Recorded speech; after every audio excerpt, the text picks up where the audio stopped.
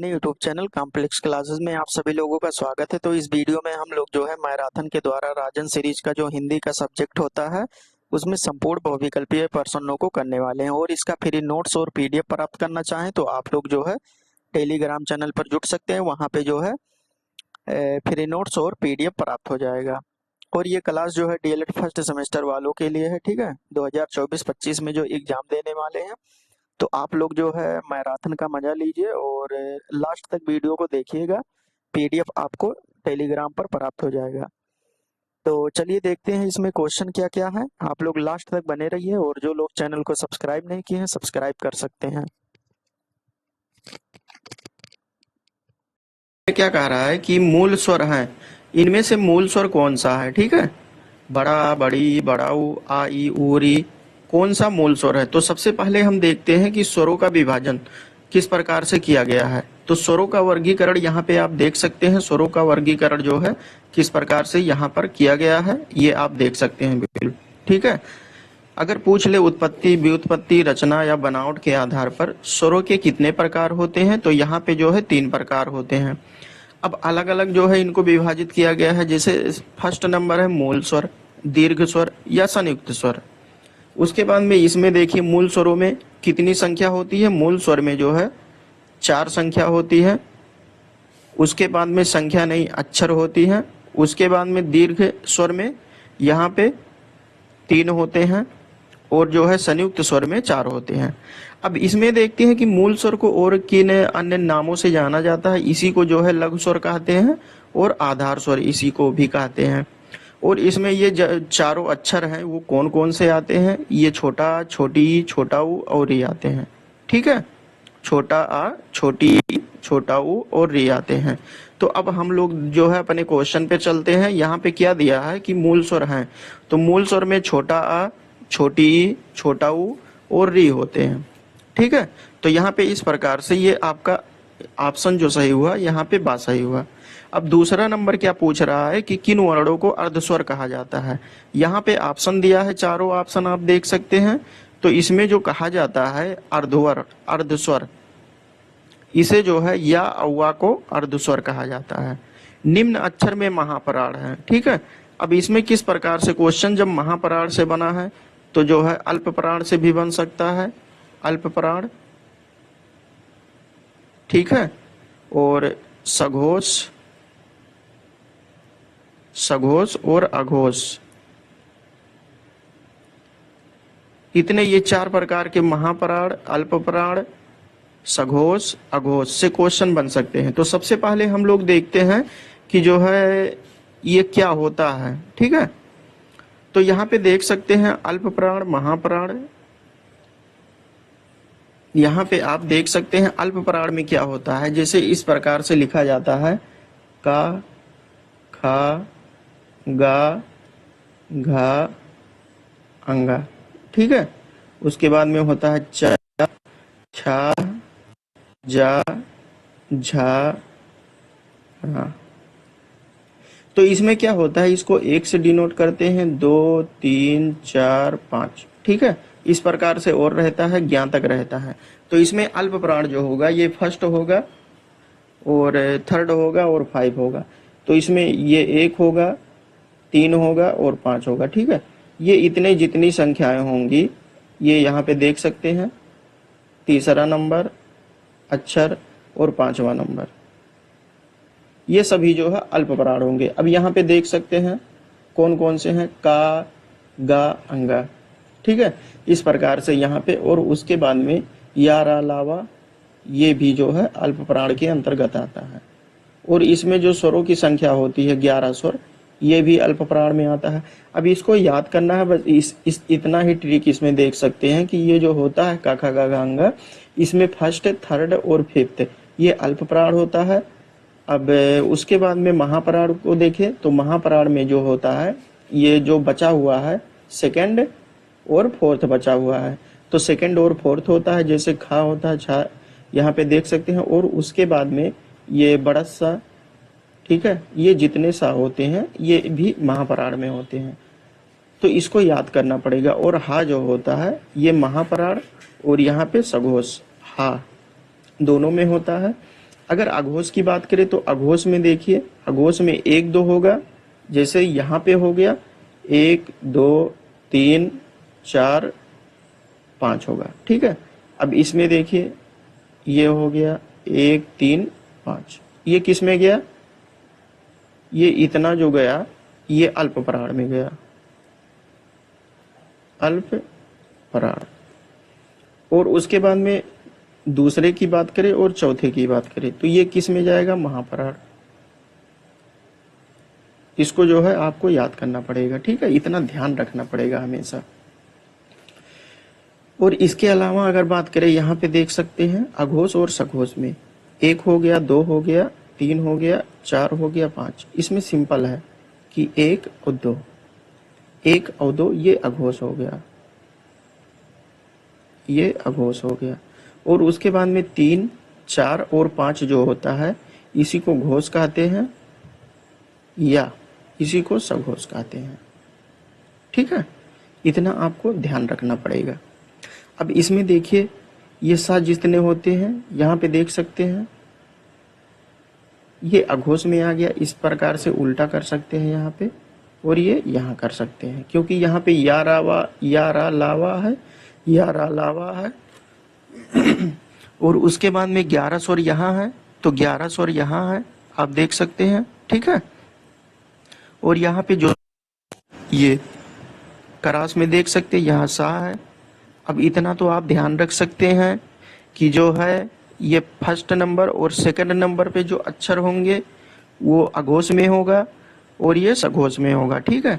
अब इसको हम किस प्रकार से याद करना चाहें कि अल्प प्राण पहले रहेगा या महाप्राण, अघोष रहेगा या सघोष रहेगा, तो इसको इस प्रकार से याद कर सकते हैं कि यहाँ पे देखिए छोटा आ है, यहाँ पे तो छोटा आ है। तो अगर जो है वर्णमाला की बात करें तो उसकी स्टार्टिंग जो है छोटा आ से होता है, छोटा आ से होता है। तो इतना आप लोगों को ध्यान रखना पड़ेगा कि पहले अल्प प्राण होगा, अल्प प्राण, महाप्राण, उसके बाद में अघोष, फिर सघोष, ठीक है। इतना आपको याद रखना पड़ेगा। और इसमें भी 1 से स्टार्टिंग है, 1 है, 1 है। अब इतना तो याद करना पड़ेगा कि जो है ऊपर जो है अल्प प्राण है, ये इतना जितना हम लिखे हैं ये बहुत ही सिस्टमेटिक ढंग से लिखे हैं, इसको जो है बहुत ही आपको दिमाग में रखना पड़ेगा। यहाँ भी 1 है, आ है तो 1 है, आ है तो 1 है। ये मतलब ऐसे याद करने का जो है थोड़ा आप दिमाग में बैठा सकते हैं। अब हम लोग देखते हैं इसमें क्वेश्चन क्या दिया हुआ था कि जो है हम अभी देखते हैं दूसरे नंबर में अर्धस्वर कहा जाता है, ये हो गया। तीसरे नंबर में महाप्राण। तो महाप्राण में हम यहाँ पे क्या बताए हैं कि महाप्राण में दूसरा और चौथा होता है। तो यहाँ पे देख लीजिए दूसरा और चौथा कहाँ पे है। दूसरा और चौथा की बात करें तो कहाँ पे है, यहाँ पे दूसरा ये का है, का जो होता है ये फर्स्ट होता है, ठीक है।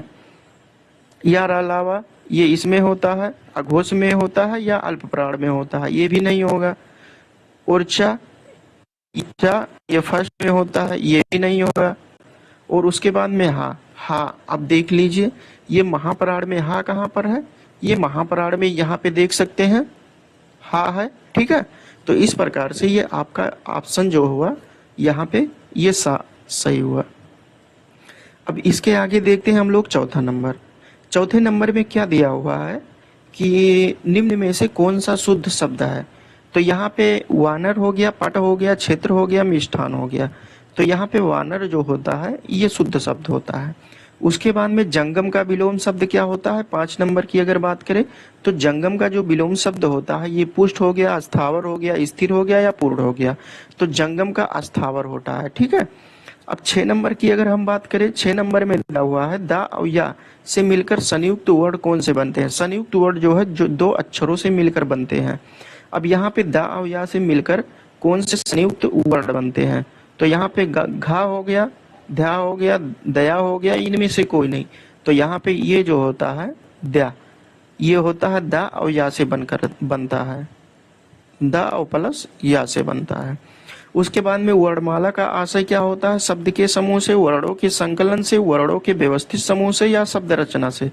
तो वर्णमाला जो होता है, ये छोटा आ, बड़ा आ, का खा गा घा अंगा, ये सभी जो है ये एक व्यवस्थित समूह रहता है। वर्ण जो होते हैं वर्णों के व्यवस्थित समूह एक व्यवस्था में होते हैं, किसी नियम के द्वारा जो है ये छोटा आ, बड़ा आ और का खा गा घा अंगा बनता है। ठीक है, जब आप माहेश्वर सूत्र पढ़ेंगे तो वहां पे जो है माहेश्वर सूत्र के अंतर्गत इसका विभाजन किया गया है अलग अलग स्वरों में, स्वर व्यंजन में। ठीक है, उसके बाद में 8 नंबर की बात करते हैं। 8 नंबर में क्या दिया हुआ है कि यहाँ पे हिंदी भाषा में मूलतः वर्णों की संख्या कितनी मानी जाती है। हिंदी भाषा में मूलतः वर्णों की संख्या कितनी मानी जाती है, 55 मानी जाती है, 52 या 50 या 48। तो मूलतः अगर पूछ ले तो वर्णों की संख्या जो है 52 मानी जाती है। उसके बाद में 9 नंबर की बात करें, अयोगवाह किसे कहते हैं, विसर्ग, अल्पप्राण, महाप्राण या संयुक्त व्यंजन। तो अयोगवाह जिसे कहते हैं ये विसर्ग को कहते हैं। ठीक है, रुकना या अर्ध ठहराव किस विराम चिन्ह का द्योतक होता है। यहाँ पे देखिए रुकना या अर्ध, तो ये योजक हो गया। उसके बाद में हो पूर्ण विराम, अल्प विराम और उसके बाद में है विस्मयादि बोधक। तो यहाँ पे अल्प विराम जो होता है, ठीक है, रुकना या अर्ध ठहराव विराम चिन्ह का द्योतक होता है। ठीक है, प्रतीक होता है। अब हम लोग देखते हैं 11 नंबर। 11 नंबर में क्या दिया हुआ है, यहाँ पे आप देख सकते हैं 11 नंबर में दिया हुआ है कि हर्ष, शोक, दुख तथा घृणा आदि द्योतक शब्दों के पश्चात कौन सा चिन्ह लगता है। लाघव चिन्ह लगता है या उद्धृत चिन्ह लगता है या विस्मयादि चिन्ह लगता है तो निर्देशक चिन्ह लगता है। तो यहाँ पे हर्ष हो गया, शोक हो गया, दुख हो गया, तो यहाँ पे विस्मयादि बोधक चिन्ह लगेगा। ठीक है, शब्द से ही स्पष्ट हो रहा है। 12 नंबर की बात करें तो शब्द को संक्षिप्त लिखने में अपनाया जाता है। शब्द को जब संक्षिप्त में लिखते हैं तो उस प्रकार में कौन सा चिन्ह अपनाया जाता है, पूर्ण विराम अपनाया जाता है या उद्धरण अपनाया जाता है या अपूर्ण विराम अपनाया जाता है या लाघव चिन्ह अपनाया जाता है।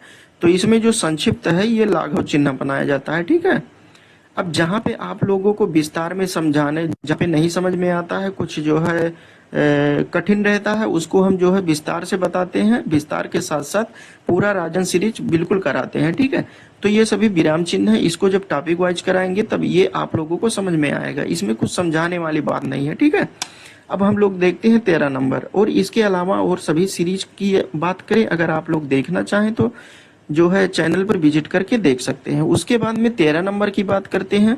शब्द से अर्थ को स्पष्ट करने के लिए अपनाया जाता है, जो शब्द होता है उसके अर्थ को स्पष्ट करने के लिए क्या अपनाया जाता है, लाघव का चिन्ह, पूर्ण विराम का चिन्ह, कोष्टक का चिन्ह या अपूर्ण विराम का चिन्ह।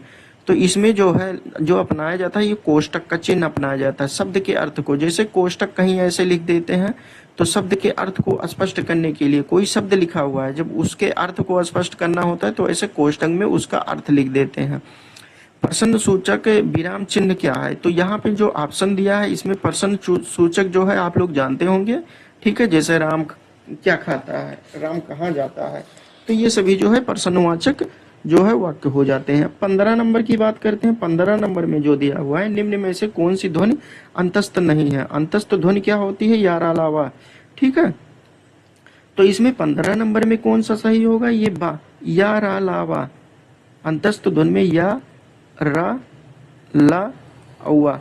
अब इसके अलावा जो ऑप्शन में दिया नहीं क्योंकि पूछा है तो वो ऑप्शन आपका गलत हो जाएगा, रॉन्ग हो जाएगा। तो यहाँ पे बा तो बिल्कुल नहीं दिया है तो ये सही हो जाएगा। ठीक है, ला दिया है, यहाँ पे देख सकते हैं, वाह है, वाह है, रा है, रा है। उसके बाद में हम देखते हैं 16 नंबर। 16 नंबर में क्या है, पाठ्य वस्तु विश्लेषण होता है। एक कहानी का, एक कविता का, एक निबंध का, एक कालांश की शैक्षिक सामग्री का।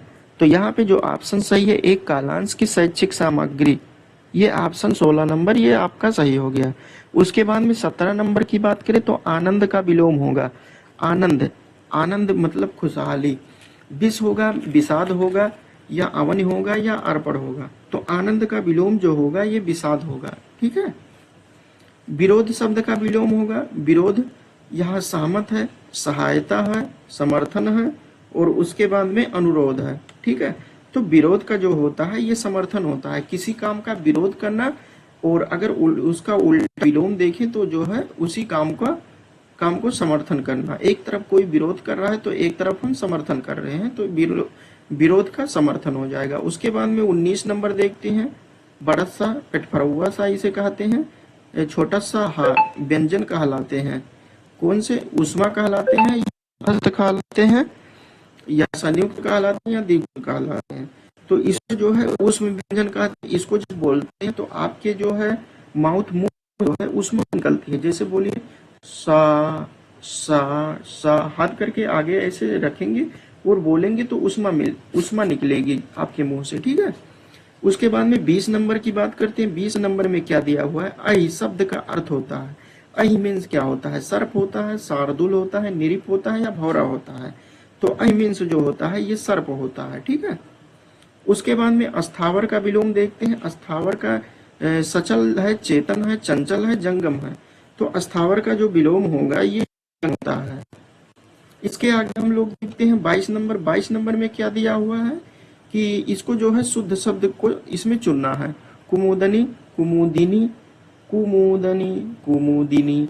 तो इसमें कौन सा जो है ऑप्शन सही हुआ है? ये 2018 में क्वेश्चन आया हुआ है।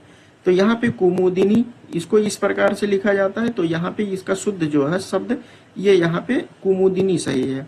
उसके बाद में 23 नंबर क्या है? शुद्ध बर्तनी वाला शब्द है। श्रृंगार है, श्रृंगार है या श्रृंगार है या श्रृंगार है, ठीक है। तो यहाँ पे अगर बात करें तो शुद्ध बर्तनी वाला शब्द जो है इसको इस प्रकार से लिखा जाता है। 24 नंबर बात करते हैं। भाषा संसार का नादमय चित्र है। यह कथन किसका है? श्याम सुंदर दास, रामचंद्र वर्मा, सुमित्रानंद पंत या बाबू राम सक्सेना। तो 24 नंबर की अगर बात करें तो इसका जो राइट आंसर होगा ये सुमित्रानंद पंत होगा। उसके बाद में 25 नंबर की बात करते हैं हम लोग। 25 नंबर में दिया हुआ है कि देवनागरी लिपि की विशेषता से संबंधित नहीं है, यानी देवनागरी की विशेषता से संबंधित नहीं है। यहाँ पे कौन सा ऑप्शन सही हुआ है? जो बोला जाता है वही लिखा जाता है। तो देवनागरी में जो बोला जाता है वही लिखा जाता है, बिल्कुल है। ऐसा नहीं है कि कुछ दूसरा बोला जाए और लिखा कुछ दूसरा जाए। तो यहाँ पे ये इस प्रकार सही हो गया। एक वर्ण में दूसरे वर्ण का भ्रम नहीं होता है, सही है। सबका वर्ण अलग अलग होता है। शिरोरेखा का प्रयोग अनावश्यक केवल अलंकरण के लिए करते हैं। एक वर्ण संकेत से अनिवार्यतया एक ही ध्वनि व्यक्त होती है। तो ये तो सही है, कोई भी वर्ण हो गया तो उससे एक वर्ण है तो उससे एक प्रकार की ध्वनि व्यक्त होती है। लेकिन यहाँ पे शिरोरेखा का प्रयोग जो है अनावश्यक केवल अलंकरण के लिए, ये शिरोरेखा जो होता है, जैसे यहाँ पे ये ऊपर जो रेखा लिखते हैं ये बोल रहा है कि इसे अनावश्यक केवल अलंकरण के लिए प्रयोग करते हैं। तो यहाँ पे इस प्रकार से नहीं पूछा था तो इसीलिए ये सही हो गया। अब उसके बाद में 26 नंबर की बात करें। 26 नंबर में पूछ रहा है कि भाषा की सबसे छोटी इकाई होती है। व्यंजन होता है, शब्द होता है, स्वर होता है, वर्ण होता है। तो भाषा की सबसे छोटी इकाई जो है ये वर्ण होता है। वर्ण से छोटा कुछ नहीं होता है। उसके बाद में हम यहाँ पे देखते हैं 27 नंबर। 27 नंबर में क्या दे रहा है कि अनुग्रह शब्द का विलोम होगा। अनुग्रह आग्रह होता है या संग्रह होता है, ग्रहण होता है या विग्रह होता है। तो अनुग्रह का जो होता है ये विग्रह होता है। उसके बाद में अब्ज शब्द का अर्थ क्या होता है? 28 नंबर की अगर बात करें, अब्ज शब्द का अर्थ क्या होता है? शंख होता है, कमल होता है, कपूर होता है या उपयुक्त सभी होता है। तो अब्ज शब्द का जो है अर्थ होता है यहाँ पे शंख भी होता है, कपूर भी होता है और उसके बाद में कमल भी होता है। तो इस प्रकार से यहाँ पे सभी ऑप्शन सही हो गया। का से माँ तक व्यंजन कहलाते? ऊष्म व्यंजन, अंतस्थ व्यंजन, स्पर्श व्यंजन या संयुक्त व्यंजन। तो का से माँ तक जितने भी व्यंजन कहलाते हैं उसे जो है हम क्या कहते हैं? उसको जो है हम जो है का से माँ तक व्यंजन कहलाते हैं। तो का से माँ तक जो होता है इसे जो है ये स्पर्श व्यंजन कहलाता है, ठीक है। 29 नंबर की बात करें तो ये स्पर्श व्यंजन कहलाता है, क्योंकि काखा गागा अंगा चाचा चाचा ये माँ तक जितने भी होते हैं उसी को जो है स्पर्श व्यंजन कहते हैं। अब हम लोग 30 नंबर की बात करते हैं। 30 नंबर में क्या दिया हुआ है? निम्न में से कौन सा शब्द संयुक्त का पर्यायवाची नहीं है? समुद्र का पर्यायवाची नहीं है। तो हम लोग यहाँ देखते हैं ऑप्शन जो दिया हुआ है जलधि, पयोधि, उदधि या उर्वशी।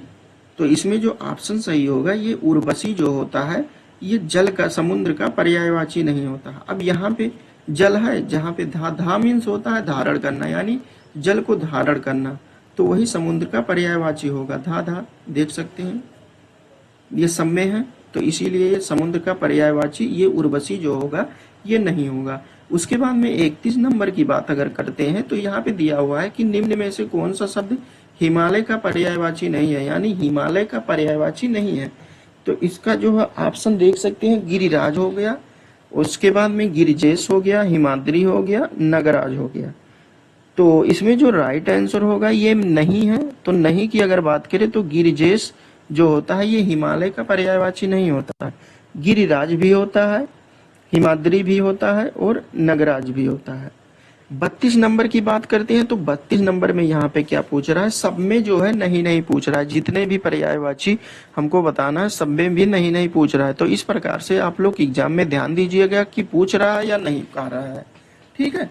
क्योंकि सभी बच्चों का यहीं पे जो है अधिकतर गलती होता है, नहीं और हाँ में। अब यहाँ पे निम्न में से कौन सा शब्द सरस्वती का पर्यायवाची है? इसमें महाश्वेता, बीड़ा पाड़ी, भारती या पद्मा। तो इसमें जो सही आंसर है ये पद्मा जो होता है ये सरस्वती का पर्यायवाची नहीं होता है। और बीड़ा पाड़ी, बीड़ा जो सरस्वती जी लिए रहती हैं ये बीड़ा पाड़ी हो गया, भारती हो गया, महाश्वेता, ठीक है। इनका वस्त्र जो है श्वेत होता है इसीलिए इन्हें महाश्वेता कहा जाता है। अब उसके बाद में 33 नंबर की बात करते हैं। 33 नंबर में दिया हुआ है कि सूर्य का पर्यायवाची नहीं है। दिन, दिवाकर, भान, भास्कर ये सभी सूर्य के पर्यायवाची होते हैं। निशाकर हो गया, प्रभाकर, दिनकर और उसके बाद में दिनेश। तो ये निशाकर जो होता है ये सूर्य का पर्यायवाची नहीं होता है। उसके बाद में 34 नंबर की बात करते हैं तो 34 नंबर में दिया हुआ है कि सुंदर का पर्यायवाची नहीं होता है। कौन सा? ललाम हो गया, चारू हो गया, मंजूषा हो गया या मंजुल हो गया। तो इसमें जो सही ऑप्शन होगा ये मंजूषा जो होता है ये सुंदर का पर्यायवाची नहीं होता है। यहाँ पे ललाम होगा, उसके बाद में चारू होगा और मंजूल, ये सभी जो है ये सुंदर के पर्यायवाची होते हैं।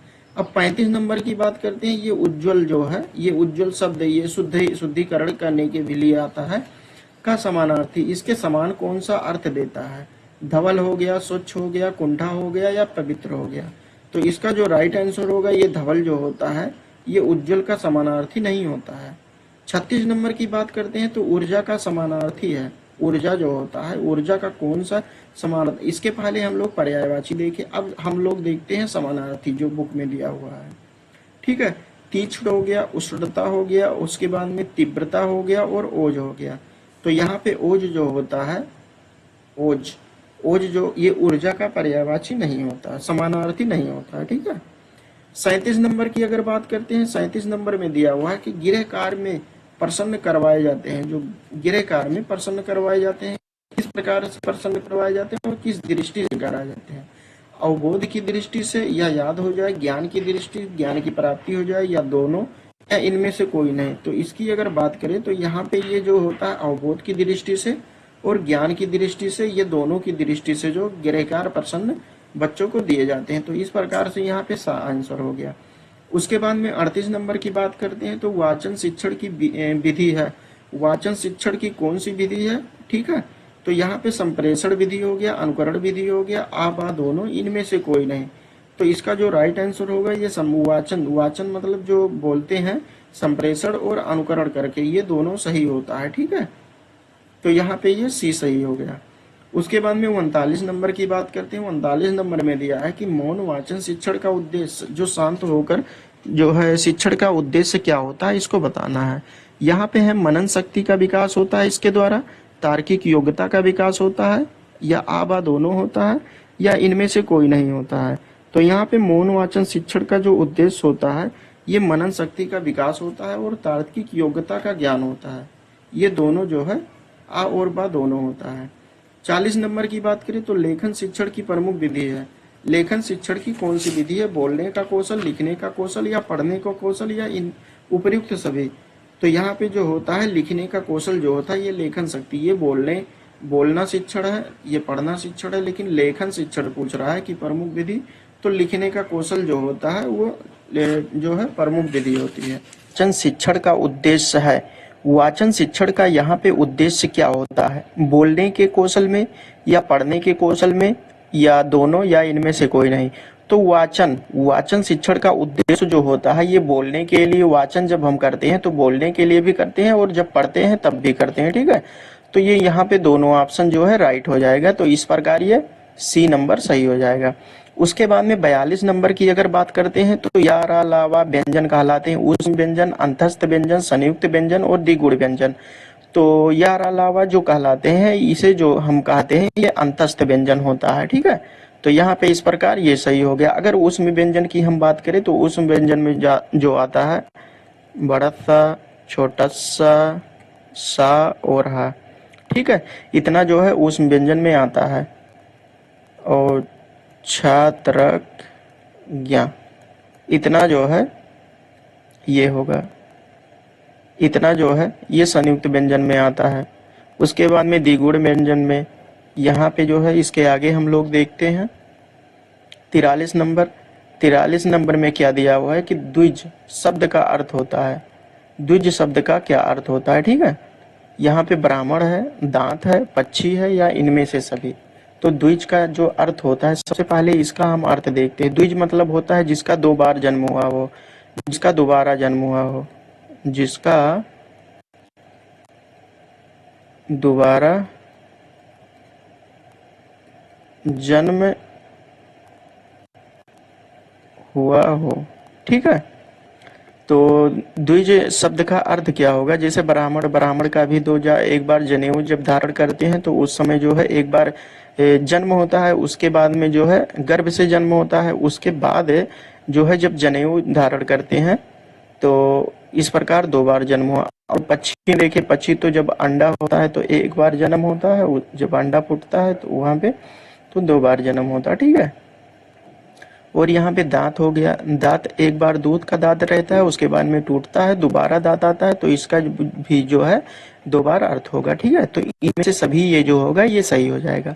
उसके बाद में हम लोग 44 नंबर देखते हैं। 44 नंबर में क्या दिया हुआ है कि लिपि विकास का प्रथम सोपान। लिपि विकास का प्रथम सोपान क्या होता है? चित्र लिपि, वर्ण लिपि, अक्षर लिपि या इनमें से कोई नहीं। तो लिपि विकास का प्रथम सोपान जो होता है ये इनमें से कोई नहीं होता है। 45 नंबर की बात करते हैं। दिन का विलोम क्या होगा? रात होगा, समय होगा, शाम होगा या स्थिर होगा। तो दिन का विलोम जो होता है ये रात होता है। ठीक है, ये सभी को पता है। उसके बाद में हम यहाँ पे देखते हैं 46 नंबर। 46 नंबर में दिया हुआ है कि आनंद का पर्यायवाची होगा स्पृहा, सहकार, प्रमोद या प्रमाद। तो आनंद माने क्या होता है? आनंद माने होता है जो है खुशहाली। तो यहाँ पे प्रमोद, प्रमोद का भी वही अर्थ होता है। 47 नंबर देखते हैं। इंद्र का पर्यायवाची क्या होगा? इंद्र का पर्यायवाची महेश, पुरंदर, देवासुर या महिषुर। तो इंद्र का पर्यायवाची जो होता है ये पुरंदर होता है, इसको याद रखिएगा। उसके बाद में तरंग का पर्यायवाची हम लोग देखते हैं। तो तरंग में एक होता है काया, छीड़, प्रतिकृत या ऊर्मी। तो यहाँ पे तरंग का जो पर्यायवाची होता है ये ऊर्मी होता है। ठीक है, उसके बाद में 49 नंबर देखते हैं। दास का पर्यायवाची होगा सेवक, नायक, किन्नर या साथी। तो दास का जो पर्यायवाची होता है ये सेवक होता है। उसके बाद में हम लोग 50 नंबर देखते हैं। विभावरी का पर्यायवाची होगा। 50 नंबर में क्या देखते हैं कि विभावरी का पर्यायवाची होगा। यहाँ पे तपसा है, चंद्रिका है, तरणी है या छड़दा है। तो इसमें विभावरी का जो पर्यायवाची होता है ये छड़दा होता है। ठीक है, 51 नंबर की बात करते हैं। निम्न में से कौन कौन एक अग्नि का पर्यायवाची नहीं? यहाँ पे पूछ रहा है कि अग्नि का पर्यायवाची नहीं है। पावक हो गया, अनिल हो गया या वैश्वानर हो गया या किरसाणु हो गया। तो अग्नि का जो पर्यायवाची इसमें नहीं है, ये पावक है। ठीक है, पावक जो होता है ये अग्नि का पर्यायवाची नहीं होता है। उसके बाद में 52 नंबर की बात करें तो कतिपय, कतिपय का समानार्थी होगा शायद, अनेक, कुछ या थोड़ा। तो कतिपय का जो समानार्थी होता है ये कुछ होता है। ठीक है, अर्ध विराम होता है विस्मय का दोदक, प्रसन्न का दोदक, पूर्ण विराम से कम या अवतरण का दोदक। तो यहाँ पे जो होगा सही ये पूर्ण विराम से कम होता है। ठीक है, 54 नंबर देखते हैं। 54 नंबर में क्या दिया हुआ है कि विराम का शाब्दिक अर्थ होता है थकान होता है, व्यायाम होता है, आराम होता है या ठहराव होता है। तो विराम का जो शाब्दिक अर्थ होता है ये ठहराव होता है। उसके बाद में पूर्ण विराम से अभिप्राय क्या होता है? बीच में रुकना, पूरी तरह रुकना, थोड़ी देर के लिए रुकना या इनमें से कोई नहीं। तो पूर्ण मतलब पूरी तरह से रुकना, पूरी तरह से रुकना, ये पूर्ण विराम का जो है शाब्दिक अर्थ होता है, चिन्ह का अर्थ होता है। उसके बाद में 56 नंबर की हम बात करें तो 56 नंबर में क्या दिया है कि लघु का विलोम क्या होगा, भारी होगा, बड़ा होगा, वजन होगा या गुरु होगा। तो लघु का विलोम जो है गुरु होता है। उसके बाद में 57 नंबर की बात करते हैं तो पर्वत, पर्वत का समानार्थी क्या होगा, पर्वत का समानार्थी यहाँ पे पादप दिया है, कूट दिया है, आगार दिया है या घन दिया है। तो पर्वत का पर्यायवाची जो होता है ये कूट होता है। 58 नंबर की अगर बात करें तो निम्न में से कौन सा एक शब्द आकाश का पर्यायवाची नहीं है, यानी कौन सा है आकाश का पर्यायवाची नहीं है, तो और 3 शब्द आकाश के पर्यायवाची रहेंगे। तो यहाँ पे पुष्कर हो गया, द्यू हो गया, सरांति हो गया और व्योम हो गया। तो यहाँ जो सरांति होता है ये आकाश का पर्यायवाची नहीं होता है।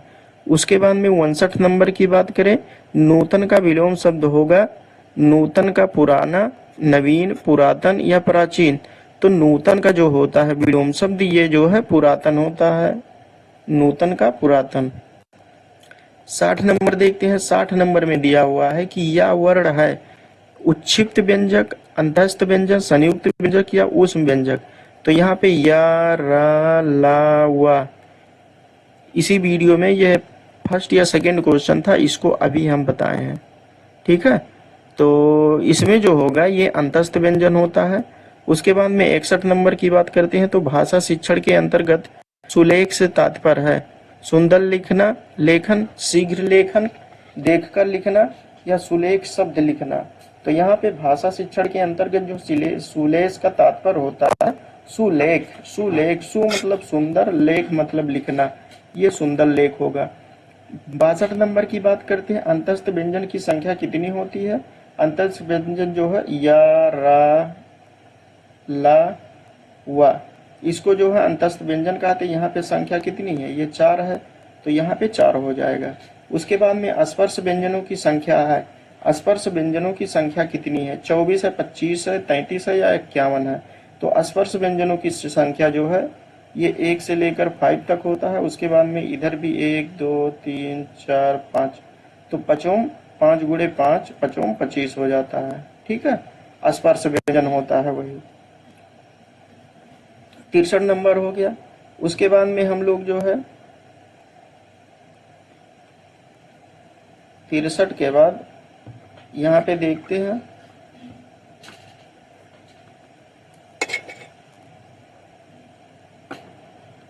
63 यहाँ पे हो गया। उसके बाद हम लोग जो है 64 नंबर देखते हैं। 64 नंबर में क्या दिया हुआ है कि निम्न में से कौन महापराध नहीं है।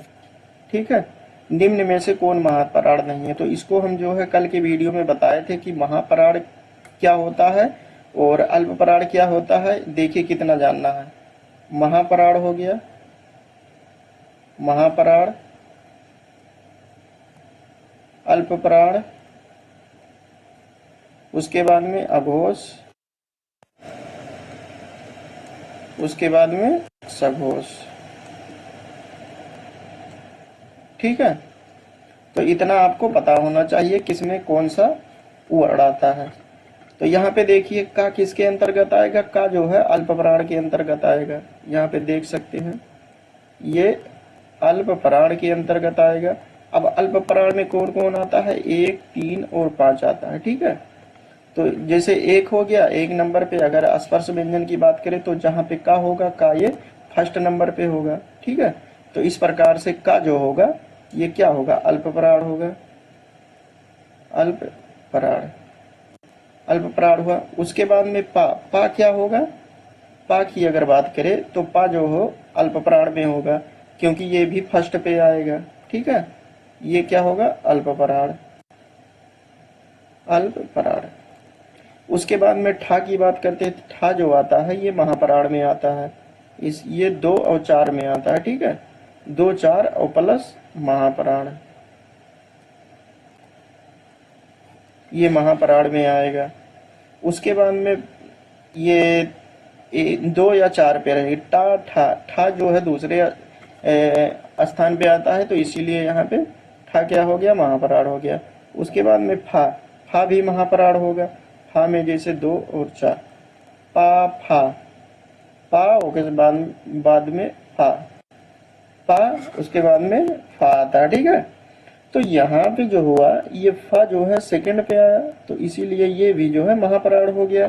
तो इसमें कौन सा पूछ रहा है कि महाप्राण नहीं है, ये अल्प प्राण है और ये अल्प प्राण है। तो यहाँ पे जो आ और बा है, ये ऑप्शन आ और बा, यही इसका सही होगा।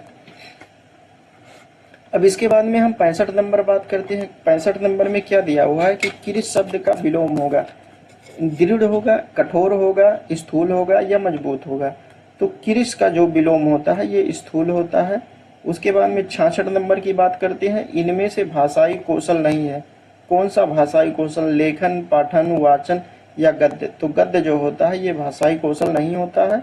67 नंबर की बात करें, ज्ञा वर्ण किन वर्णों के संयोग से बना हुआ है। ज्ञा वर्ण किन वर्णों के संयोग से बना हुआ है, ठीक है। तो यहाँ पे सभी दिया है, इसको हम थोड़ा जो है विस्तार से देखते हैं। यहाँ पे देख सकते हैं छात्रज्ञ, यही पूछ रहा है। एक मिनट,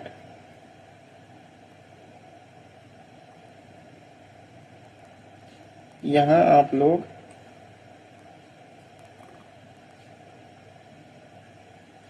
इसमें देख सकते हैं, ये ज्ञा पूछ रहा है ना, तो ज्ञा में जो है ये जा से मिलकर और आ, ये दोनों संयुक्त अक्षर इसीलिए कहते हैं क्योंकि ये दो अक्षरों से मिलकर बने होते हैं। और इसके अगर उच्चारण की बात करें, उच्चारण स्थान, तो इसका जो है ये तालु होता है, ठीक है। इसको आप लोग याद कर लीजिए। और सरा जो होता है, ये सरा इस प्रकार हो गया, ये बड़स सा और रा से मिलकर बनता है। और यहाँ पे हलंत लगाना सभी में जरूरी है, इतना भी ध्यान रखिएगा, ठीक है। और छा की अगर बात करें, छा की बात करें तो का और सा से मिलकर बनता है, का और सा से मिलकर बनता है। उसके बाद में तरा की बात करें, ता और रा से मिलकर बनता है, ठीक है। ये सरा जो होगा ये कंठ मूर्धन्य होगा और उसके बाद में तरा जो होगा ये दंत मूर्धा होगा, ठीक है। तो इसे जो है ये संयुक्त व्यंजन कहते हैं। तो इतना आप लोगों को समझ में आया होगा कि संयुक्त व्यंजन किसे कहते हैं। तो इस प्रकार ज्ञा वर्ण किन वर्णों से मिलकर बना हुआ है, जा और ज्ञा, ठीक है। तो यहाँ पे जो है ये बा जा और ज्ञा से मिलकर बना हुआ है, यहाँ ये सही हो जाएगा क्योंकि ना यहाँ पे हलंत है, यहाँ भी हलंत नहीं है, यहाँ भी हलंत नहीं है, इसीलिए गलत हो गया। और इसमें जो है केवल इसी में जो है हलंत दिया हुआ है, तो हलंत जो है होना चाहिए। 68 नंबर की बात करते हैं, अशुद्ध वर्तनी वाले शब्द का चयन कीजिए। अति उत्तम, अभ्युदय, अत्याधिक या अन्वय। तो अशुद्ध वर्तनी वाले शब्द का चयन यहाँ पे करना है हमको, ठीक है। तो अशुद्ध वर्तनी क्या है, अति उत्तम, अति उत्तम होता है, ठीक है। तो अति उत्तम लिखा है। यहाँ पे 69 नंबर की बात करें, जल शब्द में समाहित स्वर वर्ण है, जल में समाहित स्वर्ण वर्ण है, ठीक है। तो यहाँ पे जा आ होइए, उसके बाद में ल हलंत फिर आ। इसमें जो समाहित वर्ण है ये छोटा आ है, ठीक है। इस प्रकार छोटा आ सही हो गया। 70 नंबर की बात करें, कलम पकड़ने की सही विधि है, पहली और दूसरी उंगली के बीच में कलम पकड़ना, पहली उंगली और दूसरे अंगूठे के बीच में पकड़ना, पहली और दूसरी अंगुली के बीच में कलम रखकर अंगूठे से पकड़ना, इनमें से कोई नहीं, ठीक है। तो इसका जो राइट आंसर हो जाएगा, पहली और दूसरी उंगली के बीच में कलम रखकर अंगूठे से रखकर जो है अंगूठे से पकड़ना। अब यहाँ पे लिखा है पहली अंगुली और अंगूठे के सहारे पकड़ना, कलम पकड़ना, उंगली के बीच में रखकर पकड़ना। तो यहाँ पे इस प्रकार ये सही हो गया। 71 नंबर की बात करते हैं। 71 नंबर में दिया हुआ है कि हिंदी भाषा की लिपि क्या है। हिंदी भाषा की लिपि क्या है, खरोष्टी लिपि, नागरी लिपि, दक्षिणी लिपि या देवनागरी लिपि। तो यहाँ पे हिंदी भाषा का जो लिपि होता है ये देवनागरी लिपि होता है। उसके बाद में 72 नंबर की बात करते हैं, तो हिंदी भाषा में स्वरों की संख्या कितनी होती है, 8, 12, 11, 14। तो हिंदी भाषा में स्वरों की संख्या जो होती है वो 11 होता है। उसके बाद में 73 नंबर की बात करें तो हिंदी भाषा में व्यंजनों की संख्या होती है 33, 41, 40, 36। तो व्यंजनों की संख्या जो होती है ये 33 होता है। उसके बाद में 74 नंबर की बात करते हैं, हिंदी वर्णमाला में वर्णों को बांटा गया है। हिंदी जो वर्णमाला होता है इसमें वर्णों को बांटा गया है, 5 भागों में, 4 भागों में, 3 भागों में, 2 भागों में। ठीक है, तो हिंदी वर्णमाला में वर्णों को जो है 2 भागों में बांटा गया है। कौन कौन से? एक हो गया स्वर हो गया, और उसके बाद में दूसरे की बात करें तो ये व्यंजन हो गया। पे उच्छिप्त होता है, अंतस्थ होता है, संयुक्त होता है या ऊष्म होता है। तो इसे जो है यहाँ पे देख सकते हैं डा और ढा, ये किस प्रकार से वर्ण होते हैं। डा और ढा, इसे कहते हैं द्विगुण व्यंजन। ठीक है, यहाँ पे देख सकते हैं द्विगुण व्यंजन जो होता है ये डा और ढा होता है। ये मूर्धा और नासिक से जो है बोले जाते हैं उच्चारण स्थान, इसी को कहते हैं उच्छिप्त व्यंजन या उच्छिप्त व्यंजन। ठीक है, इसे कहते हैं द्विज व्यंजन, और इसी को कहते हैं द्विगुण व्यंजन। और आधुनिक वर्ण भी इसे कहते हैं नवीन वर्ण, विकसित वर्ण, संकर वर्ण और ताड़न जात वर्ण, उच्छिप्त व्यंजन और उच्छिप्त व्यंजन, अर्वाचीन वर्ण, द्वि अस्पष्ट वर्ण या द्विगुण अस्पष्ट वर्ण। इतना सब जो है इसको कहते हैं। द्विगुण व्यंजन शब्दों के शुरू में नहीं आते हैं। ये जो है ये नोट आप लोग कर लीजिएगा, जो ये व्यंजन होते हैं ये शब्दों के स्टार्टिंग में नहीं आते, ये बीच में हमेशा। जैसे मेढक हो गया तो यहाँ पे ये बीच में आया है, उसके बाद में सड़क हो गया, ये भी शब्द जो होते हैं उसके बीच में आते हैं। अगर सड़क की बात करें तो सड़क में भी ये बीच में आता है। ठीक है, तो इतना आपको पता हो गया होगा। द्विगुण व्यंजन इसे कहते हैं। ड और ढ वर्ण होते हैं द्विगुण व्यंजन। तो यहाँ पे कहीं ने उच्छिप्त व्यंजन देखिए, यहाँ पे दिया है ना उच्छिप्त व्यंजन, यहाँ पे ये उच्छिप्त व्यंजन, द्विगुण नहीं दिया है लेकिन उच्छिप्त दिया है। तो इस प्रकार से यहाँ पे हमारा क्या हो गया, उच्छिप्त व्यंजन हो गया। 75 का जो होगा ये उच्छिप्त व्यंजन होगा। उसके बाद में इसके आगे हम लोग देखते हैं, इसके आगे क्या क्वेश्चन है। यहाँ पे दिया हुआ है 76 नंबर में दिया हुआ है कि भाषा की सबसे छोटी और महत्वपूर्ण इकाई होती है। स्वर होता है, ध्वनि होता है, व्यंजन होता है या वर्ण होता है। तो इसमें जो है भाषा की सबसे छोटी और महत्वपूर्ण इकाई जो होता है, ठीक है, ये ध्वनि होता है। उसके बाद में 77 नंबर की बात करें तो भाषा प्रारंभ होती है शब्द से, ध्वनि से, वर्ण से या इनमें से कोई नहीं। तो भाषा जो प्रारंभ होती है ये ध्वनि से प्रारंभ होती है। उसके बाद में 78 नंबर की बात करें तो 78 नंबर में दिया हुआ है भाषा अभिव्यक्ति के साधन है। बोलकर और सुनकर, लिखकर और पढ़कर, आ वा बा दोनों, इनमें से कोई नहीं। तो भाषा अभिव्यक्ति के जो साधन होते हैं, ठीक है, तो इनमें बोलकर और सुनकर, लिखकर और पढ़कर, ये सभी भाषा अभिव्यक्ति के साधन होते हैं। LSRW, ये लर्निंग हो गया, ठीक है, ये रीडिंग हो गया, स्पीकिंग और राइटिंग। ठीक है, ये सभी जो होते हैं भाषा अभिव्यक्ति, जो भाषा होता है उसको जो है अभिव्यक्त करने के लिए प्रयोग किए जाते हैं। 79 नंबर की बात करते हैं तो वर्ण बा का उच्चारण स्थान होगा।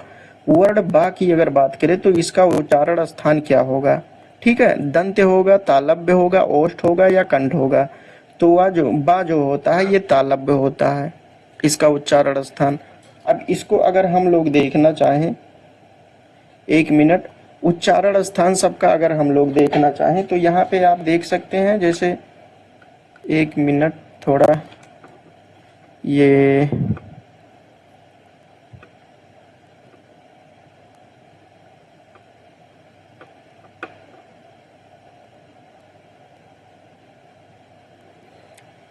तो यहाँ पे उच्चारण स्थान अगर देखना है तो यहाँ पे देख सकते हैं विभिन्न वर्णों के उच्चारण स्थान।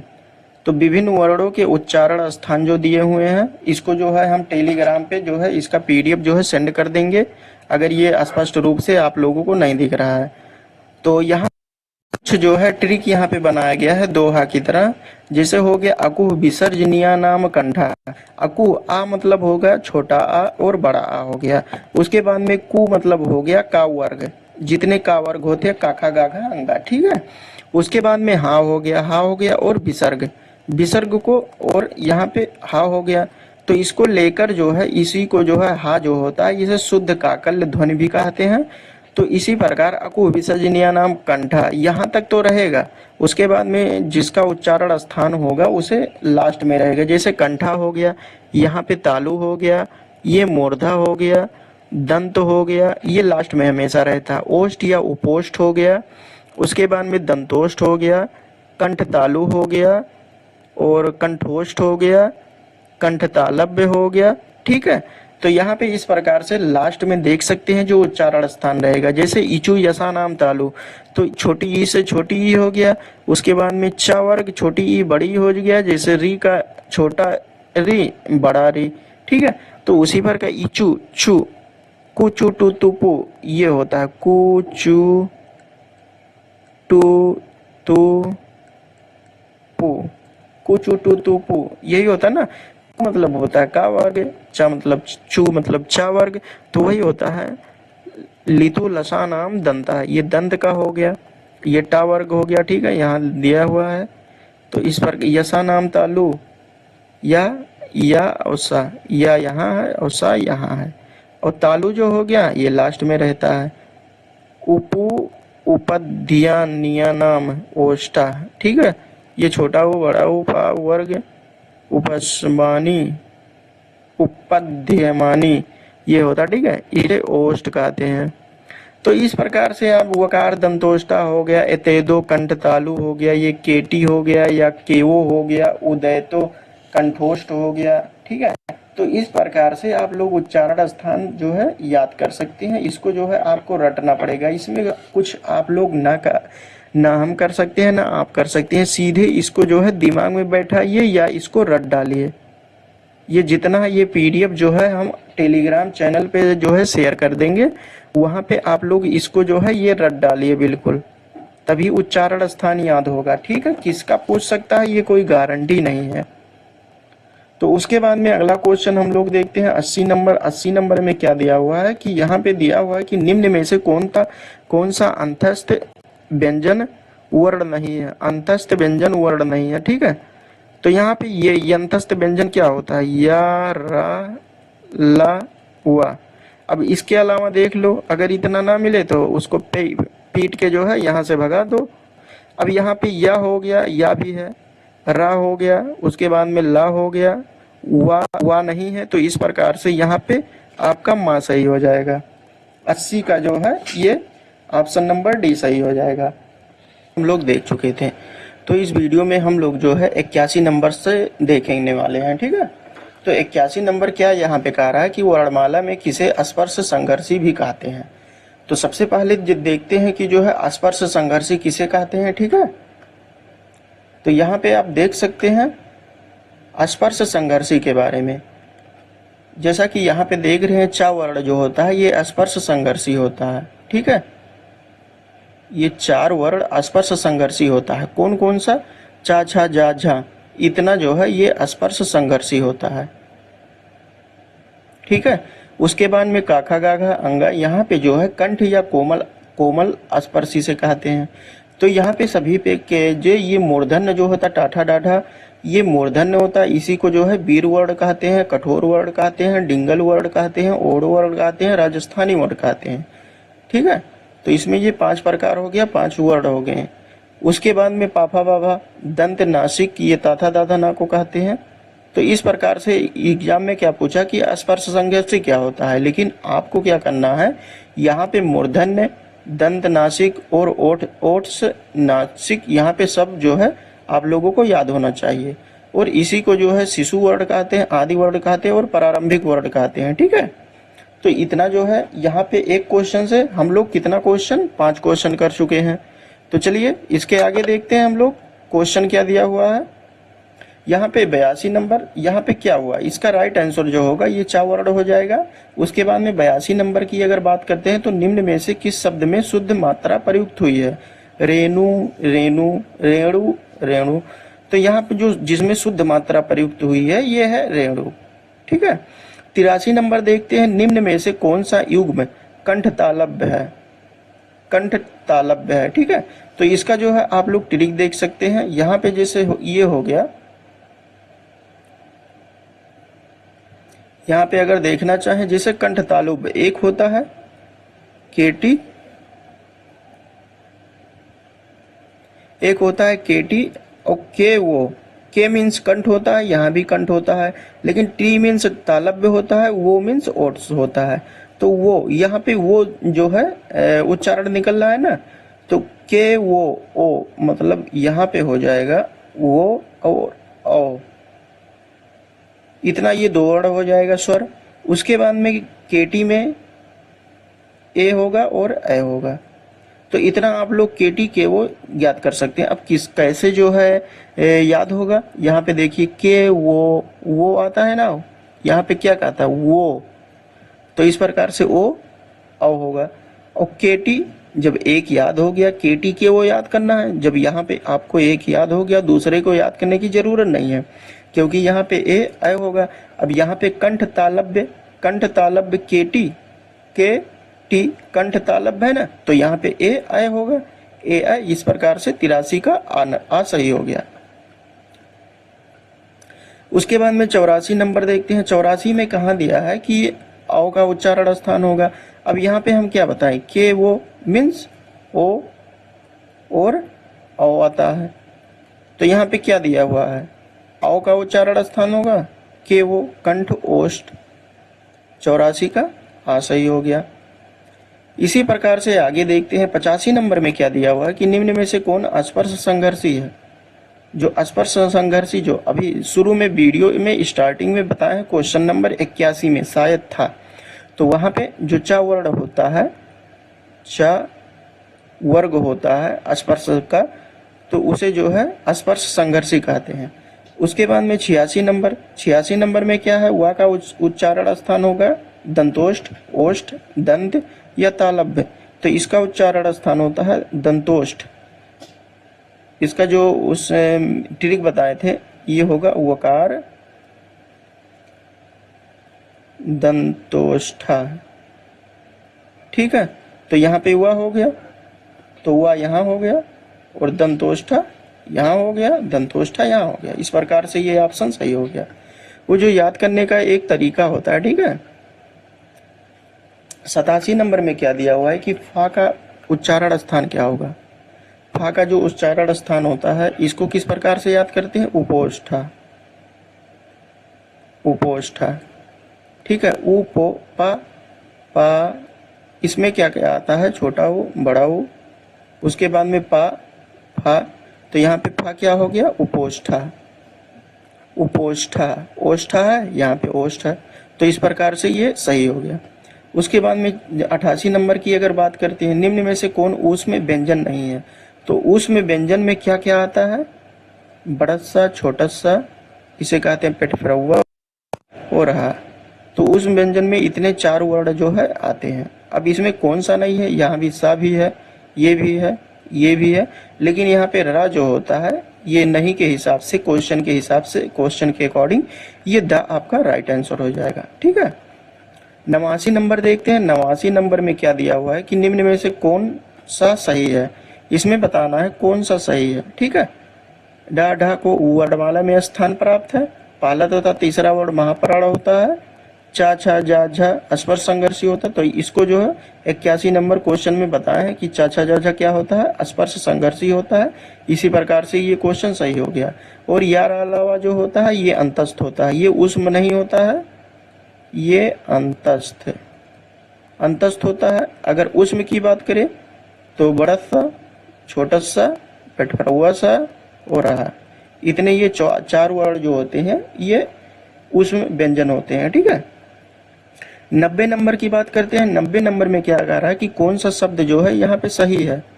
परीक्षा, परीक्षा यानी किस प्रकार से इसको लिखा जाता है, यानी वर्तनी से संबंधित ये क्वेश्चन है। तो परीक्षा जो होगा इस प्रकार से लिखा जाएगा, ये सही है। उपकार का विलोम क्या होगा, निंदा, बुराई, अपकर्ष या अपकार। तो उपकार का जो होता है अपकार होता है।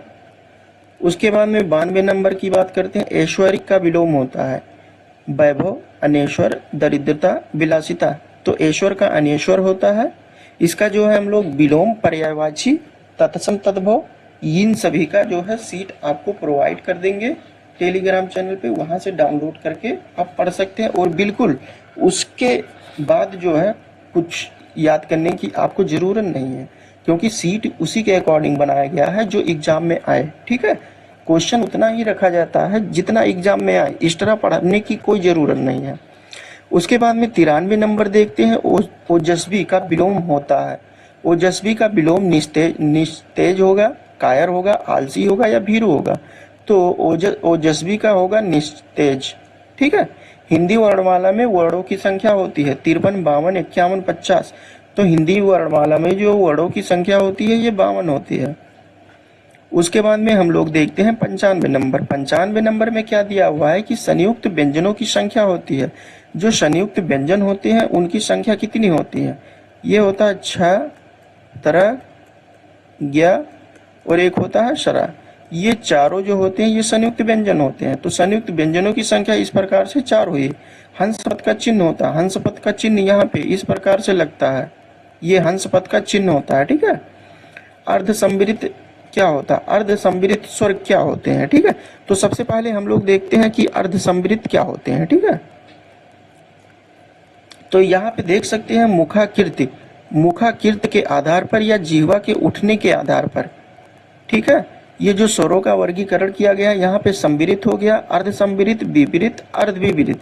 अब संवृत स्वर किसे कहते हैं? मुख का खुलना या विपरीत का उल्टा होता है। जो विपरीत होता है इसका उल्टा होता है।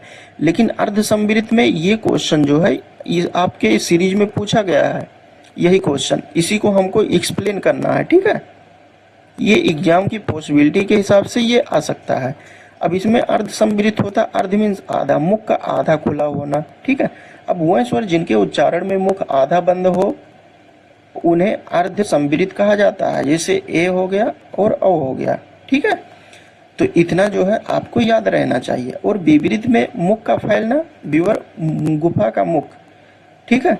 तो या इसमें मुख का फैलना होता है और बड़ा होता है। वह स्वर जिनके उच्चारण में हमारा मुख सबसे बड़ा होता है उन्हें विपरीत स्वर कहते हैं, जैसे बड़ा आ। अब अर्ध विपरीत ये सभी आप लोग पढ़ लीजिएगा, इसमें समझाने की कोई आवश्यकता नहीं है। हम एग्जाम में क्या पूछता है, यहाँ पे संवृत के अंतर्गत क्या आता है, अर्ध संवृत के अंतर्गत क्या आता है, विपरीत के अंतर्गत क्या आता है और अर्ध विपरीत के अंतर्गत। ये आपको नहीं पढ़ना है, ये केवल आप नॉलेज के लिए रखिए, किसमें मुंह आधा खुलता है, किसमें मुंह पूरा खुलता है। ठीक है।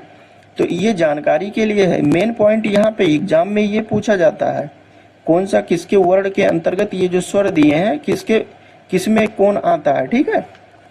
तो इसके आगे क्वेश्चन देखते हैं। यहाँ पे क्या दिया था, अर्ध संवृत है, तो अर्ध संवृत के अंतर्गत ए और आई आता है, ओ आता है। ठीक है। तो यहाँ पे ऑप्शन ये हो जाएगा आप। और सीरीज में क्या मान रहा है, यहाँ पे बा मान रहा है, तो ये जो बिल्कुल गलत है। उसके बाद में ये ए और ओ सही है यहाँ पे। उसके बाद में हम देखते हैं 98 नंबर। 98 नंबर क्या दिया हुआ है, कंठ ध्वनि का सही प्रयोग होता है। कंठ ध्वनि का सही प्रयोग जो है इसमें कुर्सी, मेज, खड़ग या दवात में होता है। तो खड़ग में जो है कंठ ध्वनि का शुद्ध प्रयोग होता है। ठीक है। वर्ण ला का उच्चारण स्थान होगा। ला का उच्चारण स्थान किस प्रकार से ज्ञात करते हैं, इचु यसानाम, इचु यसानाम तालु। ठीक है। इचु यसानाम तालु, तो ओष्ठ हो गया, दंत हो गया, तालब्य हो गया, कंठ हो गया। तालु, तालु मीन्स तालब्य, तो यहाँ पे सा सही हो गया। उसके बाद में 100 नंबर की बात करें, बड़सा का उच्चारण स्थान है ओष्ठ, कंठ, तालु या दंत। तो बड़सा का उच्चारण स्थान किस प्रकार से ज्ञात करते हैं, ये इसी में बड़सा है। ठीक है।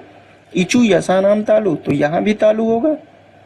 अब 101 नंबर की बात करते हैं। 101 नंबर में क्या दिया हुआ है कि हरस्व ध्वनि है। हरस्व ध्वनि कौन कौन से होते हैं, हरस्व ध्वनि है। ठीक है। तो आ ई उ री होगा यहाँ पे। ठीक है। जैसे हरस्व ध्वनि में क्या होता है, छोटा आ होता है, छोटी ई होता है, छोटा उ होता है और री होता है। ठीक है। तो हरस्व ध्वनि में यहाँ पे क्या आ रहा है, देखिए छोटी ई यहाँ पे इसमें आ रहा है यहाँ पे, और सब ये गलत है ऑप्शन। 102 में देखते हैं, निम्न में से हरस्व स्वर नहीं है, यानी कौन नहीं है, इसके अलावा जो दिया हुआ है वो नहीं है। छोटा आ हो गया, छोटी ई हो गया, छोटा ऊ हो गया, ये बड़ा आ नहीं आता है, ये गलत हो गया। उसके बाद में 103 नंबर की बात करते हैं। 103 नंबर में करुड़ का विलोम होगा, कुपित होगा, कृतघ्न होगा, निष्ठुर होगा या शीलवान होगा। तो यहाँ पे जो है इसका जो राइट आंसर होगा ये निष्ठुर होगा, करुड़ का विलोम। उसके बाद में कृत्रिम का विलोम होगा, असली, सहज, निर्मित या प्राकृतिक। कृत्रिम मीन्स होता है मनुष्य के द्वारा बनाया गया, आर्टिफिशियल, और ये प्राकृतिक होता है प्रकृति के द्वारा बनाया गया, ठीक है, जिसका स्वयं निर्माण हो रहा है। 105 नंबर की हम बात करते हैं। अभिज्ञ का विलोम होगा, तज्ञ होगा, अज्ञ होगा, चतुर होगा या प्रज्ञ होगा। तो यहाँ पे जो है अज्ञ होता है, ठीक है, अभिज्ञ का विलोम। उसके बाद में 106 नंबर में क्या दिया हुआ है, इष्ट का विलोम होगा, शत्रु होगा, प्रतिद्वंदी होगा, अनिष्ट होगा या विरोधी होगा। तो इसका जो विलोम होगा ये अनिष्ट होता है। 107 नंबर की बात करते हैं। निम्न में से किस वर्ण का उच्चारण स्थान कंठ नहीं होता है, कंठ नहीं होता है। तो अकु विसर्जनीय नाम कंठ है, यहाँ पे का, खा, गा, घा, अंगा। तो इतने जो है ये कंठ वर्ण होते हैं। तो का, खा, गा, घा, अंगा, ये का है, गा है, खा है, इतने में आता है। लेकिन ये ढा जो आता है ये नहीं आता है। इस प्रकार से नहीं पूछा है, तो यहाँ पे दा सही हो गया आपका। 108 में क्या पूछ रहा है कि निम्न में से कौन संयुक्त वर्ण नहीं है, संयुक्त वर्ण नहीं है। संयुक्त वर्ण में क्या आता है, छा आता है, छात्र, ज्ञा और सरा आता है, ठीक है। तो यहाँ पे छा हो गया, ज्ञा हो गया, त्रा हो गया, ये त्रा होता है, और यहाँ पे ज्ञा। इसके पहले भी हमने जो है सरा यहाँ पे बता दिया था, सॉरी, उसके लिए यहाँ पे तरा होता है, ठीक है। 109 नंबर की बात करते हैं। 109 नंबर में क्या दिया हुआ, जिन वर्णों का उच्चारण बिना बाधा और अवरोध के होता है उसे स्वर कहते हैं, व्यंजन कहते हैं, आ बा दोनों कहते हैं, वर्णमाला कहते हैं। तो यहाँ पे जो किसी की सहायता से नहीं बोले जाते हैं उसे स्वर कहते हैं, और जो स्वरों की सहायता से बोले जाते हैं उसे व्यंजन कहते हैं, ठीक है। और वर्णों के वर्णमाला को, वर्णों के समूह को जो है वर्णमाला कहते हैं। 110 नंबर की बात करते हैं। निम्न में से कौन सा असत्य है, यहाँ पे बताना है। ता ओष्ठ व्यंजन है, सा ऊष्म व्यंजन है, हा ओष्ठ व्यंजन है, और छ जो होता है यहाँ पे संयुक्त व्यंजन है, ठीक है। 110 नंबर की बात करते हैं। तो इसका जो असत्य होगा यहाँ पे देख सकते हैं, ये इसका असत्य कथन ये होगा, ता ओष्ठ होता है, बल्कि ये ता जो होता है ये दंत होता है। च वर्ण की बात करते हैं। च वर्ण में क्या दिया हुआ है कि च वर्ण है, क्या है, तालव्य है, दंत है, ओष्ठ है या दंतोष्ठ है। तो च वर्ण जो होता है ये दंतोष्ठ होता है। इचु यशा नाम तालु, दंतोष्ठ नहीं, सॉरी, यहाँ पे जो है तालव्य होगा। 112 नंबर की बात करते हैं। तो निम्न में से कौन पाशविक वर्ण है। जो पाशविक वर्ण होता है ये क्या होता है, इसको हम लोग देखते हैं बिल्कुल विस्तार से। यहाँ पे देख सकते हैं यार वाला जो होता है ये अंतस्थ व्यंजन होता है। ये अंतस्थ व्यंजन के बारे में इस पेज में दिया हुआ है। या और वाह, या और वाह, ये दोनों मिलाकर क्या बनते हैं, ये अर्धस्वर इसे कहते हैं। ये क्वेश्चन आपके एग्जाम में पूछा गया है। अर्धस्वर या अर्धस्वरों की संख्या पूछ ले तो 2 होगा। उसके बाद में ये ला जो दे रहा है, ला को कहते हैं पाशविक, पाशविक व्यंजन, ठीक है। उसके बाद में ये रा जो है ये लुंठित या परकंपित इसे कहते हैं। तो इतना जो है बहुत इंपॉर्टेंट है, इसको याद करने की जरूरत नहीं है ये सब, लेकिन इतना जो है ये इतना ही एग्जाम में आता है। कंपटीशन के एग्जाम में हो गया या कोई भी एग्जाम हो जाए, ये यहाँ पे एक्स्ट्रा पॉइंट ये सब लिखा गया है। ये नोट्स जो है ये टीजीटी का है, लेकिन आप उतना ही पढ़िए, ये डीएलएड के हिसाब से आप पढ़िए, एक्स्ट्रा पढ़ने की कोई जरूरत नहीं है, इतना समय नहीं होता है किसी के पास, ठीक है, एग्जाम टाइम में। तो कहाँ तक हुआ था, 112 नंबर तक हो गया था। उसके बाद में हम लोग देखते हैं, तो यहाँ पे पाशविक ध्वन जो होता है, पाशविक ध्वन में क्या होगा, ला होगा। 113 नंबर में बात करते हैं। 113 नंबर में क्या दिया हुआ है कि कौन सा उच्छिप्त व्यंजन है। इसके पहले हमने जो है उच्छिप्त व्यंजन के बारे में आपको बताया, तो यहाँ पे ये उच्छिप्त व्यंजन होगा। 1 मिनट, उच्छिप्त व्यंजन होगा यहाँ पे। उसके बाद में 114 नंबर की बात करते हैं। ज्ञा को वर्णमाला में माना जाता है, तो छात्र ज्ञा, तो ज्ञा को क्या, ये संयुक्त व्यंजन माना जाता है, संयुक्त व्यंजन माना जाता है। 114, इतना आपको जानकारी हो चुकी है, इतना बार ये बता चुके हैं हम। फिर उसके बाद में 115 नंबर की अगर बात करते हैं, निम्नलिखित शब्दों में कौन सा शुद्ध है? यहाँ पे शुद्ध और अशुद्ध बताना है। अधीन यानी किस प्रकार से ये वर्तनी में लिखा जाएगा?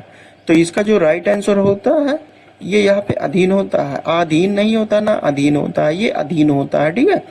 116 नंबर की बात करते हैं। मांटेसरी विधि का प्रयोग करते हैं मौन वाचन में, सस्वर वाचन में, लेखन शिक्षण में या उपयुक्त सभी में। तो मांटेसरी विधि का जो प्रयोग होता है ये लेखन शिक्षण में होता है। और 6 संयुक्त वर्ण संयोग से बना है, यानी ये किसके संयोग से बना हुआ है? यहाँ पे हम आपको 1 मिनट दिखाते हैं किसके संयोग से ये बनता है। तो यहाँ पे देखिए, यहाँ पे क्या पूछा है? ये पूछा है ये किसके संयोग से बनता है? तो ये का और हलंत जरूरी है और सा लगाना। ठीक है। कंठ मूर्धा इसका उच्चारण स्थान होता है, का और सा से बना हुआ है। तो यहाँ पे देख सकते हैं कहाँ पे दिया है, ये बामे जो है ये बामे आपके दिया हुआ है का और सा। ये यहाँ पे सॉरी ये नहीं, यहाँ पे दिया है क्योंकि का और ये सा होगा, इसना ध्यान रखना। और सभी में ये हलंत लगना चाहिए। ठीक है। क्योंकि यहाँ पे आधा अक्षर है तो जब हलंत लगाएंगे तभी पूरा होगा, इसमें जाके जुड़ेगा। 117 नंबर हो गया। 118 नंबर की बात करते हैं। 118 नंबर में दिया हुआ है कि पर्वत शब्द का समानार्थी होगा। पर्वत शब्द का समानार्थी जो होता है ये कूट होता है। इसको जो है आपको समानार्थी शब्द, विलोम शब्द और पर्यायवाची शब्द इसको रटना होता है और समझना होता है। जो रटने से नहीं आता है उसको समझने से आएगा। तो सबसे पहले आपको जो है समझना होगा, उसके बाद में ये सभी रटना होगा। इसमें हम कुछ नहीं कर सकते हैं। 119 नंबर की बात करें तो कौन सा मूर्धन्य ध्वनि नहीं है? कौन सा मूर्धन्य ध्वनि नहीं है? तो यहाँ पे ये जो होता है ये मूर्धन्य ध्वनि नहीं होता है। ठीक है। ये सभी आपको जो है प्रीवियस वीडियो में हम लोग बता चुके हैं बिल्कुल विस्तार से, इसीलिए इतना फास्ट जो है हम लोग कर रहे हैं ताकि आपका समय वेस्ट ना हो। 120 नंबर की बात करते हैं। 120 नंबर में क्या दिया हुआ है? 121 नंबर, यहाँ पे दंतोष्ठ से उच्चारित होने वाले व्यंजन है फावा, यारा, या, औरा, का, ओचा, ओटा, ओठा। तो यहाँ पे जो होता है ये फा और वा ये दंतोष्ठ होता है। क्या होता है? वकार। वकार दंतोष्ठा, दंतोष्ठा। ठीक है। वकार दंतोष्ठा, तो फा और वा होता है। उसके बाद में संयुक्त स्वर है। संयुक्त स्वर में क्या आएगा? संयुक्त स्वर जैसे यहाँ पे आप देख सकते हैं, शुरू में हमने बताया था कि संयुक्त व्यंजन संयुक्त स्वर क्या होते हैं। तो संयुक्त स्वर के अंतर्गत यहाँ देख सकते हैं 4 संयुक्त स्वर आते हैं और स्वरों का वर्गीकरण मूल स्वर, दीर्घ स्वर और संयुक्त स्वर में किया गया। इसी को विजातीय स्वर कहते हैं। ठीक है। क्योंकि इसमें जो है अलग अलग मिलकर एक स्वर की उत्पत्ति करते हैं, संयुक्त करते हैं। ठीक है। संयुक्त होकर जैसे छोटा छोटी ई मिलकर ए बनता है, आई बनता है, ओ बनता है, औ बनता है। तो इतने को जो है संयुक्त स्वर कहते हैं। संयुक्त व्यंजन भी आपको जान गए और संयुक्त स्वर भी आपको पता चल गया। अब संयुक्त स्वर में जो यहाँ पे क्या दिया था? ए दिया था, ए नहीं है, ओ है, ओ है। ठीक है। 1 मिनट।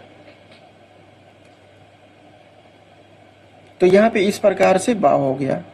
उसके बाद में वर्णमाला में अंतस्थ व्यंजन जो होते हैं, अंतस्थ व्यंजन क्या होते हैं? या, रा, ला और वा होते हैं। तो अंतस्थ व्यंजनों की संख्या 4 हुई ना, तो यहाँ पे 4 ऑप्शन सही हो जाएगा। उसके बाद में 124 की बात करते हैं। सा सा सा कौन सा व्यंजन है? इसी को कहते हैं स्पर्श, ये स्पर्शी के अंतर्गत आता है और इसी को कहते हैं संघर्षी। तो इस प्रकार से ये दोनों हुआ, स्पर्श संघर्षी। तो यहाँ पे ये सा सही हो गया। 125 की बात करते हैं। शब्दों के शुद्ध उच्चारण का विकास हुआ है। शब्दों का जो शुद्ध उच्चारण होता है उसका विकास हुआ है वाचन शिक्षण के द्वारा, लेखन शिक्षण के द्वारा, या इनमें से कोई नहीं या दोनों। तो यहाँ पे वाचन शिक्षण के द्वारा और लेखन शिक्षण के द्वारा शुद्ध उच्चारण का विकास हुआ है। 126 नंबर की बात करते हैं। 126 नंबर में दिया है कि ध्वनि के नियम प्रारंभ होते हैं। ग्रासमन ने, गिरियसन ने, मतलब प्रारंभ किसने किया था? बोला तिवारी ने या चकसकी ने? तो यहाँ पे गिरियसन ने जो है ये ध्वनि के नियम का प्रारंभ किया था। 127 नंबर, हिंदी में कितनी बोलियां प्रचलित है? तो हिंदी में जो है 18 बोलियां प्रचलित है। तो इस प्रकार से आपका ये जो है बहुविकल्पीय प्रश्न जो है बिल्कुल समाप्त हो गया है। इसके बाद हम लोग क्या करने वाले हैं? अति लघु उत्तरीय प्रश्नों को करने वाले हैं जो भी दिया हुआ है। और इसका PDF प्राप्त करना चाहें तो टेलीग्राम चैनल से जुड़ सकते हैं। वहाँ पे इसके अलावा जो है और सब्जेक्ट का आपको नोट्स जो है प्राप्त हो जाएगा वहाँ पे। और अब अगर वीडियो जो है समझ में आया हो, तो बिल्कुल समझाने का तरीका ठीक हो या बुरा हो, कोई मतलब दिक्कत हो रही हो आपको समझने में, तो कमेंट बॉक्स में आप कमेंट कर सकते हैं कि सर यहाँ पे समझ में नहीं आ रही हमको, ठीक है। उसके बाद में किसी भी प्रकार की सहायता आप प्राप्त करना चाहें तो सोशल मीडिया से जुड़ सकते हैं, जिसका लिंक जो है डिस्क्रिप्शन बॉक्स में दिया हुआ है। दिन रात चाहे जब आप हमको याद कर सकते हैं, बिल्कुल आपके जो है शिकायत का निवारण जरूर होगा। तो दोस्तों, अभी तक चैनल को सब्सक्राइब नहीं किया और अगर वीडियो अच्छा लगा हो तो अपने दोस्तों मित्रों के साथ जो है इस वीडियो को शेयर कर दीजिए। और इस पे जो है बिल्कुल आपको फर्स्ट, सेकंड, फोर्थ और थर्ड, ये सभी सेमेस्टर का बिल्कुल जो है अभी सीरीज मिल रहा है। सीरीज के बाद हम क्या करेंगे, सीरीज के बाद में आपको टॉपिक वाइज बिल्कुल हिंदी अंग्रेजी जितने भी है ये टॉपिक वाइज आपको प्राप्त होता रहेगा। अभी तो उतना समय नहीं है, आपकी एग्जाम आने वाला है आपका, इसीलिए हमने जो है सीरीज करा रहे हैं। और जो है आप लोग अगर ये फर्स्ट सेमेस्टर में है तो सेकेंड सेमेस्टर, थर्ड सेमेस्टर और फोर्थ सेमेस्टर में आप लोगों का साथ देने वाले हैं। बिल्कुल आपको किसी चैनल पे जाने की